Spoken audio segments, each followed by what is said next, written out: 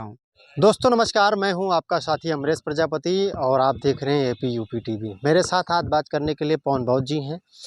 उत्तर प्रदेश के बहराइच ज़िले में एक दलित लड़की के साथ एक जघन्य घटना घटित होती है और प्रशासन जो है कोई ठोस कार्रवाई नहीं कर पाता है।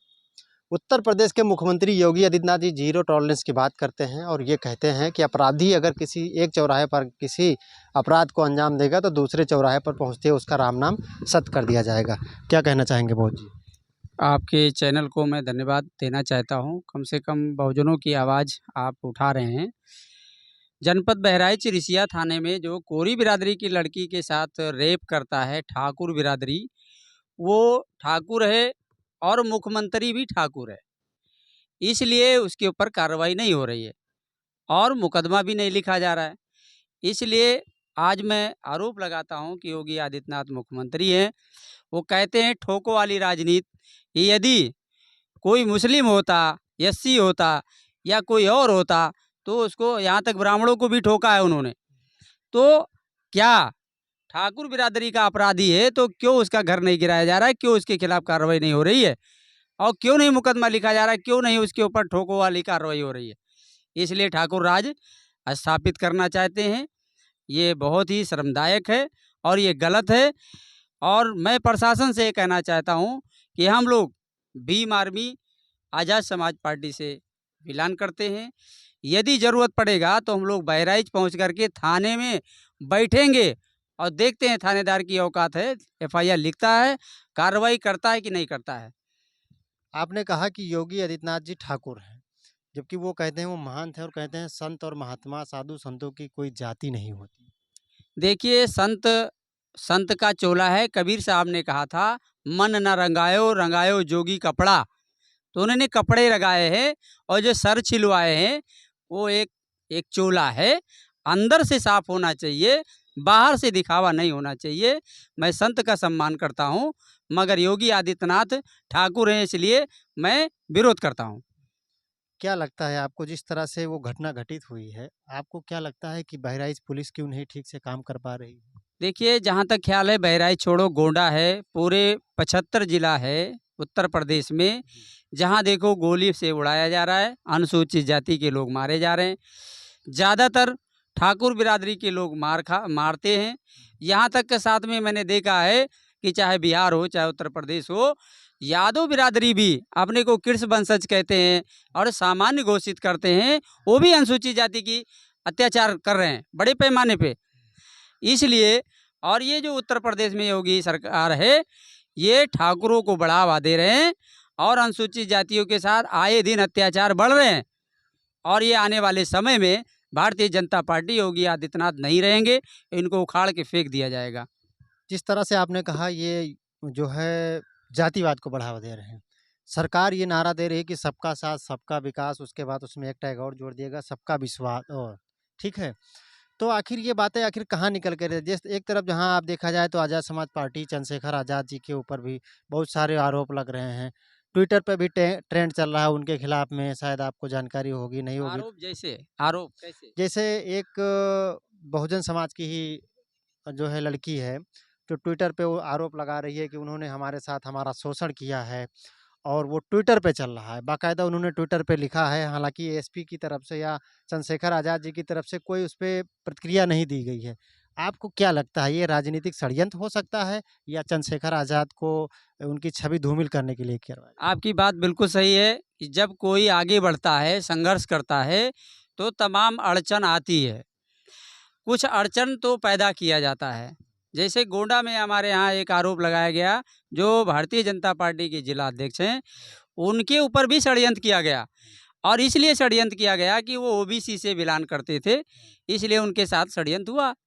और इसी तरीके से जो माननीय हमारे जो चंद्रशेखर आज़ाद जी है, सांसद नगीना हैं, उनके ऊपर जो भी टीका टिप्पणी हो रहा है, वो भी ये साजिश का हिस्सा है, क्योंकि वो बहुजनों की आवाज़ है और दिन रात उसका कारवां बढ़ रहा है, पूरे देश में बढ़ रहा है, इसलिए लोग घबराए हुए हैं।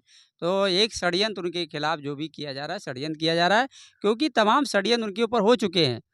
और चंद्रशेखर तो कहता है, यदि मैं जिंदा रहा 25 साल तक, तो मैं अंबेडकर की विचारधारा को पूरे भारत में लागू कर दूंगा।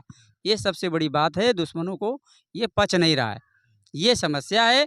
बाकी हम ये नहीं कह सकते कि कोई अत्याचारी नहीं हो सकता, गलत जो काम करता है उसी से गलतियां भी होती है, इसमें कोई दो राय नहीं है।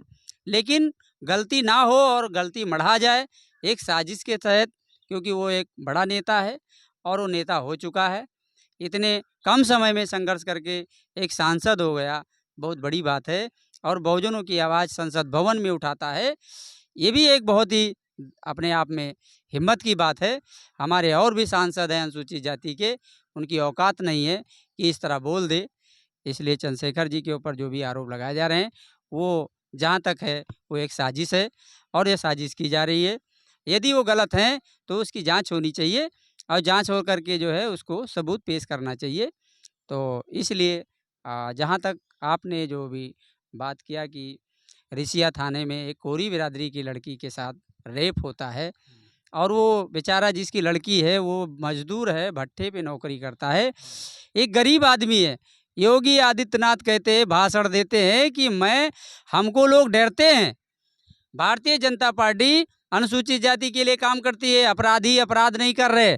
अरे अपराध आपके सामने है और ठाकुर बिरादरी का कोरी बिरादरी की लड़की के साथ रेप करता है और उसके यहाँ औजार हथियार पीट पाट के उसके घर में रख के आता है, डरवाता है कि वो आदमी इस तरह भी सुलह कर ले।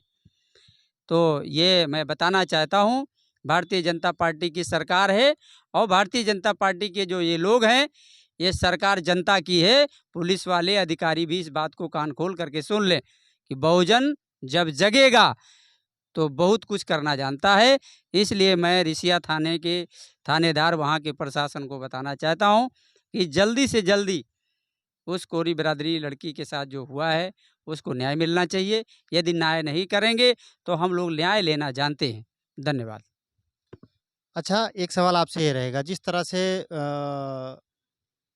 बहुजन समाज के जो पार्टी हैं या जो बहुजन समाज के जितने भी राजनीतिक या राजनेता हैं, वो हमेशा यही करते हैं कि भारतीय जनता पार्टी जो है जब ईवीएम में घोटाला करके चुनाव जीत जाती है और जब वो जीत के आते हैं तो ऐसा कुछ नहीं। क्या आखिर क्या बात है कि विपक्ष कब तक भाजपा पे ये आरोप लगाता रहेगा ईवीएम को लेकर?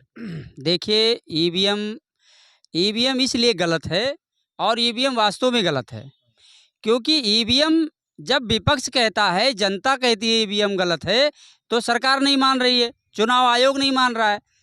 चुनाव आयोग जो है वो भारतीय जनता पार्टी का एजेंट बन के काम कर रही है और ईवीएम हटना चाहिए।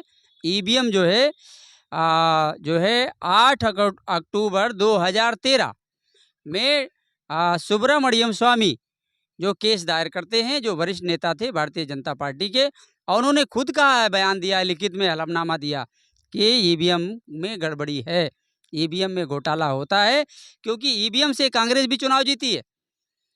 अब आज विपक्ष में कांग्रेस है, सब पक्ष में भारतीय जनता पार्टी है, तो कहाँ विपक्ष है भाई? इसलिए ईवीएम एक आधुनिक मनुस्मृति है। मनुस्मृति के जो अभी चर्चा चल रही है, मनुस्मृति है क्या? ये ब्राह्मणों का संविधान है मनुस्मृति। इसलिए भारतीय संविधान को नहीं मानते ब्राह्मण, भारतीय संविधान कभी नहीं मानता, वो मनुस्मृति को मानता है हमेशा। इसलिए ईवीएम जनता कह रही है, जनता की जब सरकार होनी चाहिए, ये नेता जनता के पास क्यों वोट मांगने जाते हैं? भाई आप वोट ले लीजिए ना, जनता के पास क्यों आते हो? चुनाव आयोग चूतिया बनाता है समाज को। अरे चुनाव आयोग खुद चोर है, तो चुनाव आयोग चोर है, ईवीएम भी चोर है, लेकिन ईवीएम चोरी करा के भारतीय जनता पार्टी, ये चोरों की सरकार है।